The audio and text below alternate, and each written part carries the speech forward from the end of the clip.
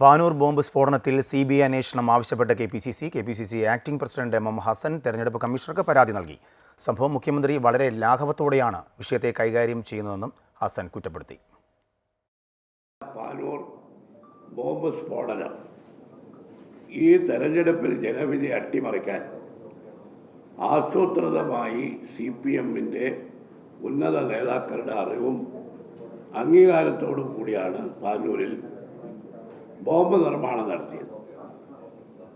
Bomb നിർമ്മിച്ചവരുടെ ചില കൈപ്പിഴ കൊണ്ടാണ് bomb സ്ഫോടനമുണ്ടായി. മരിച്ചതൊരാൾ DYFI പ്രവർത്തകരാണ്.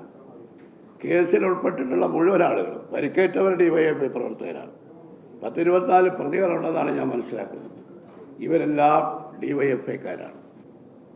കേന്ദ്ര ഇലക്ഷൻ കമ്മീഷൻ അടിയന്തരമായി ഇത് അന്വേഷിക്കാൻ, ഇത് ബോംബ് സ്ഫോടനം എന്ന് പറയുന്നത് ഒരു ഭീകര പ്രവർത്തനമാണ്. CBIയെ ചുമതലപ്പെടുത്തി NIA പോലുള്ള ഏജൻസികളെ കൊണ്ട് അന്വേഷിക്കാൻ കേന്ദ്ര ഇലക്ഷൻ കമ്മീഷൻ്റെ അടിയന്തര ഇടപെടൽ ഉണ്ടാകണമെന്ന് ആവശ്യപ്പെട്ടുകൊണ്ട് കൊടുത്ത കത്താണ് നിങ്ങൾക്ക് സർക്കുലേറ്റ് ചെയ്തിട്ടുള്ളത്.